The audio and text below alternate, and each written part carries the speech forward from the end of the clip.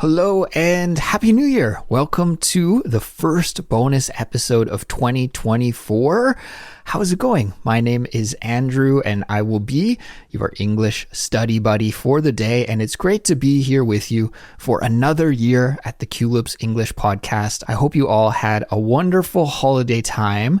I know I had a wonderful holiday time and I'm going to tell you a little bit about what I got up to during the New Year, New Year's Eve and New Year's Day. It was pretty eventful. It was pretty fun. And I'll tell you all about it in just a moment. But before we do, I want to quickly introduce Culips and tell new listeners what the bonus episode series is all about. Because around this time of the year, around the new year, many people make a New Year's resolution. A New Year's resolution is a goal for the new year. And so I know many people have the New Year's resolution of, I want to improve my English. I want to upgrade my English. I want to become fluent in English in 2024. So I think because of that, we may have some new listeners. So if you are a new listener out there, welcome. I'm happy that you found Culips. And I think that if you study with Culips throughout 2024, then you can definitely achieve your New Year's resolution and improve your English skills. Now, in the bonus episode series, which is what you're listening to right now, I just tell you some stories about my everyday life as a Canadian living abroad in South Korea. And the goal is that by listening to these stories, you'll be able to improve your English listening skills and build your English vocabulary and your knowledge of the culture of English-speaking people as well. And then, of course, we also have a Discord server that you can join for free where you can practice your English output. You can write messages in response to what you hear in this episode today, and you can also join voice chat rooms where you can practice your English speaking. So you really get to practice all of your English communication skills with Culips. So that's what the bonus series is all about. And there's also an interactive transcript and a vocabulary glossary that you can get for free just by clicking the link in the description for this episode. And if you're a Culips member, then I will include a quiz as well that you can get on the member-only channel on our Discord. So check that out for the quiz, Culips members. And I should also mention that we are having a sale right now to welcome the new year and to help everybody who wants to improve their English in 2024. We have a 25% discount. Even though the year now is 2024, we're offering a 25% discount. So it really makes the price of a yearly Culips membership quite affordable. And I highly recommend that if you've been thinking about signing up and becoming a Culips member, that you do it while we have our sales period, which is happening until January the 15th. So just for the first 2 weeks of the year. And really, guys, it's the cheapest that our Culips memberships will ever be. We've only been doing a sale once a year since I can remember. We usually only put the membership on sale once a year, and that's because we try to make it as affordable as we can right from the start. So we don't do sales very often. This is a once a year type of thing. So if you are interested in getting access to our full study guide library, plus many other benefits like interactive transcripts for all of our episodes and quizzes and invitations to our live streams and so many other bonuses, then I'm going to put a link in the description for this episode to a website which will explain everything that you get when you're a Culips member in detail. So if you're interested in becoming a Culips member and studying with us in 2024, then just check out that link in the description, see all of the benefits that you get, and also read the testimonials from other members, just so you can see how helpful our learning materials really are and how you can build your English skills with Culips. Okay, so I think now I am ready to tell you all about my New Year's, how I spent New Year's Eve, which is the day before New Year's, right? We have December 31st, which we call New Year's Eve, and then we have New Year's Day, January 1st. So let's get into it. I'll tell you those stories right now. Here we go. So one of the awesome things about this past Christmas and this past New Year's was the days of the week that the holidays fell on. I don't know about you, and I know everybody has a different working schedule, so this could be advantageous to you and be a good thing for your schedule, or maybe not. It depends on your work schedule. But for my wife and I, this worked out to our advantage, the way that the two holidays worked out this year, because Christmas and New Year's Day were both on a Monday, right? Christmas was on a Monday.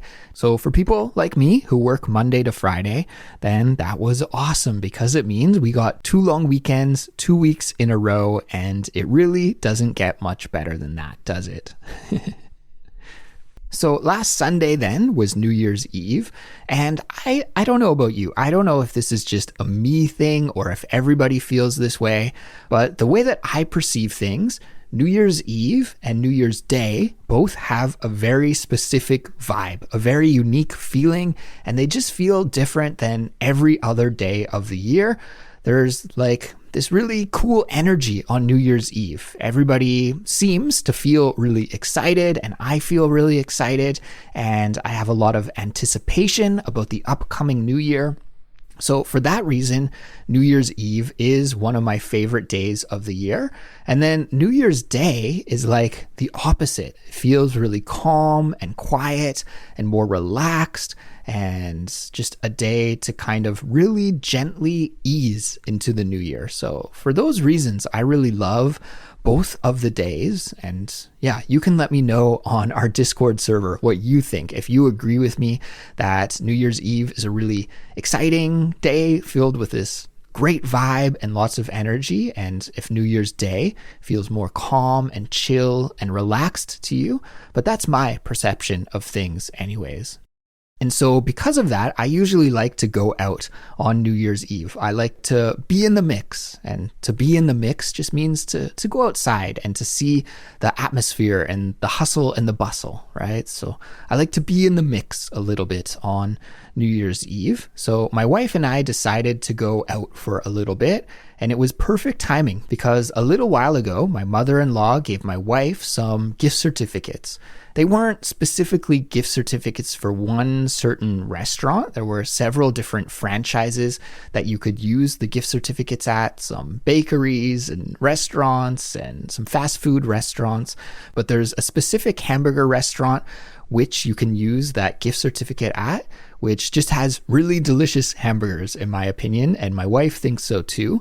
So we wanted to use those gift certificates because they actually expired on January 1st, 2024. So it was like the last possible day that we could use those gift certificates. So we had to make sure that we use them up because otherwise it would be a huge waste, right? So when my wife reminded me, like, hey, we have to use these gift certificates today, it was the very last day, I was pretty happy. I was like, oh, awesome. Okay, let's do it. So we went downtown and we went to that hamburger restaurant and we enjoyed a nice meal.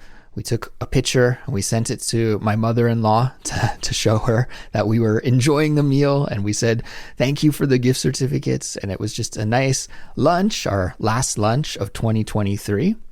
And after that, we walked around downtown for a little while and really just enjoyed walking for a bit. I don't know if you guys saw on the news recently, but I think it was just after Christmas, like December probably 28th or 29th, one of those days in between Christmas and New Year's where things are a little bit of a blur and it's hard to remember exactly when it happened, but there was a huge snowfall here in Seoul. It was, I saw on the news, the biggest snowfall in 40 years. So it was just this massive snowfall. It was actually pretty fun because it was the first snowfall that we've had since we moved into our new house. And for those of you who don't know, my wife and I moved into a new house in June. So this was the first big snowfall that we had since that happened. And yeah, it was cool because we have a little yard in the front of our house, and the snow was perfect snow for making a snowman or making a snowball. In Canada, we call it packing snow. So packing snow is like that really wet snow that is very heavy and it packs together really well. So you can make a snowball really well with it, or like I said, a snowman, or back when I was a kid, we used to make snow forts and igloos and have snowball fights. Oh my gosh, it was really fun back when I was a kid playing in the snow. And for those kinds of activities, it was perfect, that heavy, wet snow. Of course, if you like doing things like tobogganing or snowboarding or skiing, then this snow is terrible because it's too heavy and too wet and it turns to slush and ice really quickly. So for those activities, snowboarding, skiing, tobogganing, those activities, you want powder snow. And powder snow usually falls when the temperature is colder. But anyways, we had no powder in Korea, no pow pow. Sometimes people call it pow pow. No pow pow. Okay, we just had the heavy packing snow, but that was perfect for making a snowman. So I took advantage of the snow and made a snowman. And my wife bought this little contraption, this little machine that you can buy at the dollar store. A dollar store is a kind of store that sells items for really cheap. We call that the dollar store. So my wife just went to the dollar store near our house and bought this little contraption, this little machine that when you load it with snow makes a duck shape. So she was busy making these little snow ducks, and I'll see if she has a photo of it. And if she does, I'll post it on our Discord and Instagram so you can see what these little snow ducks look like. And I was busy making a snowman. And we also did some snow shoveling because we had to clear out our yard with all the snow. And it was kind of funny because when we were shoveling the snow and we were outside, then for the first time, I think ever, I saw all of my neighbors outside at the same time. So that was kind of cool. We were able to say hello to them. And we were all laughing. Like, we never see each other. My street is very, very quiet that I live on now. So I rarely see my neighbors, but the snow brought us all out. I guess it was too snowy for us to go anywhere. So we were at home, but we did have to clear the snow from our yards and driveways. So everybody was outside doing that at the same time, and we were able to say hello. So I don't know why I'm telling you this snow story. Where was I going with this? Yeah. So because of the snow, I think we were inside for a few days during that time. And so it was nice to get outside when the snow finally melted and walk around, stretch our legs for a little bit. Of course, I love running. That's my hobby. And even I couldn't run for a couple of days. There was too much snow, too much ice on the roads and on the trails. So I was happy to get out and stretch my legs and walk around for a little bit too on New Year's Eve. And that's what I did with my wife. So we ate a hamburger, we had a nice meal, we walked around, and then we headed to one of our favorite bakeries to load up on some goodies for New Year's Day. We wanted to get some nice bread. Actually, I've really been craving a cinnamon bun recently. I don't know if you guys have ever tried a cinnamon bun, but they are delicious. It's like a bun filled with kind of cinnamon and nut filling, and then usually on top there's some icing as well. They're definitely delicious, also definitely unhealthy, not the healthiest food to eat, but so good, especially on a cold winter's day, and especially when they come right out of the oven. I've never actually baked a cinnamon bun before, but I had this idea in my head that I wanted to bake a cinnamon bun during the holiday season here. However, when I looked online and saw how much effort and labor and how many ingredients go into making cinnamon buns, then I decided to quit and give up. Maybe one day in the future, maybe I'll try sometime soon. But at that time, I decided, hey, this is too much work and I would have to buy too many ingredients that it would actually end up costing like $15 for one cinnamon bun. So I decided I'll do it a different time, but I still wanted to have some kind of baked treat. I don't know. The Christmas time is a time where my mom would always do a lot of baking at my house. So I associate the holidays with eating some kind of baked goodie. So I wanted to eat something, even though I wasn't going to bake it myself. So my wife and I went to our favorite bakery and we loaded up. I got my favorite kind of sourdough bread, and I also got some fruit cake, which is a traditional Christmas cake. And my wife got some other kinds of bread that she enjoys. And so we loaded up at the bakery And then we went to a nearby cafe that we really like as well. We had a cup of coffee and just chatted about our New Year's plans and what our New Year's resolutions are going to be, which I won't repeat now because I talked about my New Year's resolutions in the last simplified speech episode with Cassie. So if you haven't heard that episode, then definitely check that one out and you can learn all about Cassie's New Year's resolutions and also my New Year's resolutions as well. That was essentially our New Year's Eve. And after we were finished at the cafe, we headed home. We got home in the early evening and then I went out for a run. I wanted to get in one final run for 2023. I don't know, there's something nice about ending the year with a run. I've done this many years in a row now where I go out for a long, slow run on New Year's Eve. I don't play any music. I don't take my headphones with me.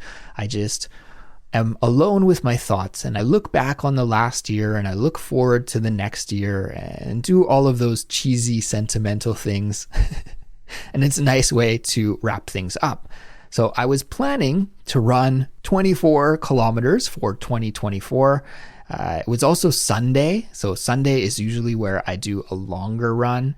However, once I went out to start running, it was probably about 7 p.m. by this point, and all of that snow that I was talking about earlier had melted recently, like the day before. So that means there was a lot of water on the ground. As the snow melted, the sidewalk and the streets and the paths were all really, really wet, which is fine during the day when it was above zero. But when I went out to go run, the temperature dipped down just below zero, probably like minus 0.5 or minus 1. Like it wasn't very cold at all. However, all of that water on the sidewalks and the paths froze over and there was black ice everywhere. And so I was trying to do my best to run. And then I decided, this is stupid. I'm going to fall. I'm going to injure myself. And as I get older and older, guys, this year I'm going to be turning 40. So I'm feeling my age. As I get older and older, something that I'm more afraid of or more paranoid about is actually injuring myself. And I was just thinking about, if I were to stupidly and stubbornly proceed with my run and then slip and fall on some black ice. And by the way, black ice is the ice that's very difficult to see with your eye because the ice is translucent. It just blends in with the color of the ground, and so you can't see it.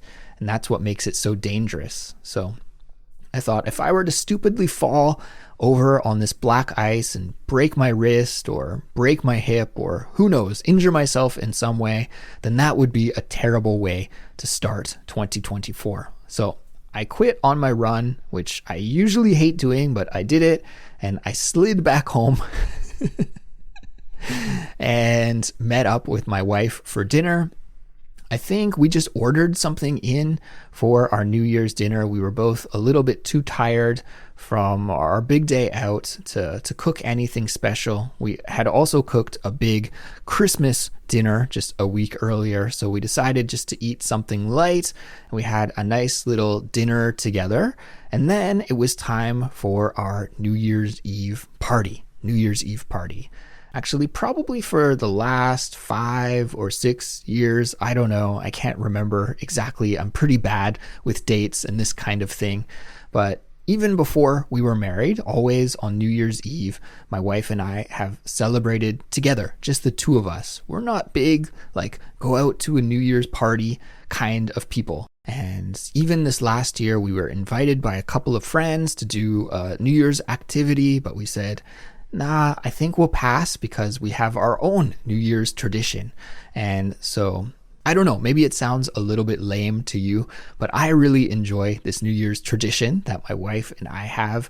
We always buy ourselves just a little tiny bottle of sparkling wine. I know in many places around the world, it's tradition to crack a bottle of champagne at midnight and have a drink of champagne, right? But that's a little bit too expensive for our blood. And champagne is quite expensive here in Korea, so we're sparkling wine people. We buy a little mini bottle of sparkling wine. and we do our own countdown at midnight. 5, 4, 3, 2, 1, Happy New Year. You know the deal. And then what we do is we dance. We have a little dance party, and we put on some tunes, and we just enjoy celebrating the new year that way. And so in the past, when we've done this, we've always had to be really conscious about the noise, right? Because we lived in an apartment before. And of course, when you have neighbors beside you and above you and below you, you really can't be dancing for too long or too loudly. And you can't play your music very loud either, because you'll drive your neighbors crazy. And I consider myself to be a very, very respectful person in this regard. I hate making other people feel uncomfortable because of my wishes, my demands. So when we would do this in the past, we'd always play our music just very quietly, and we wouldn't really have a big dance party. We'd just kind of shuffle around to make sure that we weren't making too much noise, and we'd only do it for, 5 minutes or one song or something, and then the dance club closed. And the party was over. But this year was a little bit different because now we live in our own house. We don't have any neighbors above us or below us. And although we do have some neighbors beside us, they live in houses too, and we're not squished together exactly. And so that means that we can turn up the music a little bit. Like, it's not like we're in a nightclub or anything, but we can play some music and we can dance around. And so that's what we did. We played some music, we danced around. I practiced my DJ skills a little bit with my curated playlist, and it was fun. I don't know. We turned off the lights and we turned our Christmas lights on. So we made a kind of fun, festive atmosphere in our living room. And we welcomed the New Year's with some dancing. And it was actually pretty funny because the next day when I woke up, I looked at my watch and I saw that I had over 6,000 steps on my watch, because I wear this running watch and it counts how many steps. It's got like a built-in step counter, right? So I saw that I had over 6,000 steps. And at first I was like, when did this, my watch must be broken. How do I have 6,000 steps? I just woke up.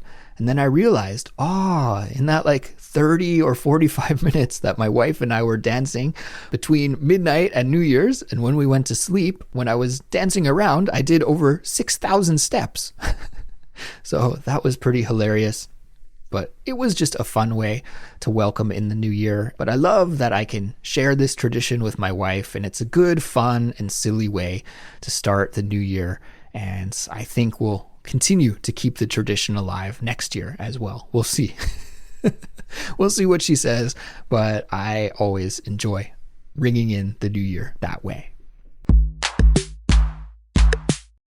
And what else? Well, on New Year's Day, we just relaxed and really didn't get up to too much of anything on New Year's Day, which is perfect. That's the way I like it. As I mentioned earlier, it's just a nice way to ease into the new year. You don't want to get up to too much. You don't want to overdo it right from day one.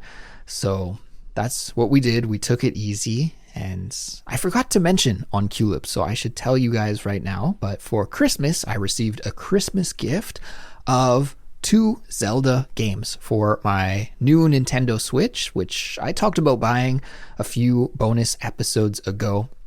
So if you haven't heard that story yet, you can go to culips.com, look at the bonus episodes and find the one where I talk about getting a Nintendo.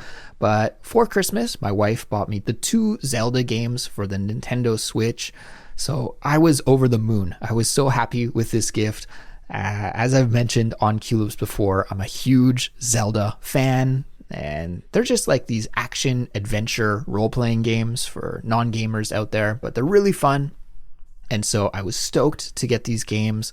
And from what I've heard, they can take over 100 hours to totally complete each one. So that's like 200 hours of gaming. And I'm pretty slow at doing everything these days. Even when I watch a movie, I have to watch it in like 3 or 4 parts. I hit pause and I go and do something else. And when I read books, I'm kind of like that. I don't know. Maybe that's something that I can work on in the new year, is trying to improve my attention span, because it's just hard for me to focus these days for a long time on anything. I seem to just have about an hour in me, and then after an hour, I gave up. So I think that means that will take me years to finish these 2 Zelda games, but that's great. I've got my entertainment sorted out for the next couple of years. So I played a lot of Zelda on New Year's Day, but also my wife played a lot of Zelda on New Year's Day. And she doesn't seem to have the same problem as me. She can keep her focus going on things like that for much, much longer. So she's already way ahead of me in the game. She's already way far ahead. So that's kind of cool. If I get stuck and don't know what to do, I can just ask her for help and she can give me a hand. And I joked with her like, who did you buy these games for? Was it really a present for me, or was it a present to yourself? Because you're taking full advantage of this new Zelda game that we have in the home. But of course, I'm just joking about that, and it's fun to do it together, even though it's a one-player game, and so we have to take turns. But that's what we did on New Year's Day. Played a lot of Zelda, and also we ate some rice cake soup, which is called dokguk. And that is one of the hardest words in the Korean language for me to pronounce. So apologies to all of the Korean listeners out there for my poor pronunciation. But dokguk is a classic soup that Korean people eat on New Year's Day. It's just a very nice tasting soup with a kind of beef broth, and it's got some rice cakes. And in my case, my wife also put some dumplings called mandu into the dokguk. So that was our New Year's Day meal, and it was a delicious way to welcome in the new year. Well, that brings us to the end of this week's bonus episode. Thank you, everyone, for tuning in and studying along with me today. I hope you enjoyed this episode, and of course, I hope you found it helpful for building your English skills. Please don't forget that we have our New Year sale happening right now. Until January 15th, you can save 25% off a yearly Culips membership, or if you're already a member and you want to extend your membership by another year, then that's possible too. You can do that during the sales period and save 25%. So everyone, have a great week. In a few days here, we'll be releasing a brand new catchword episode. So until then, take care and we'll talk to you soon. Bye-bye.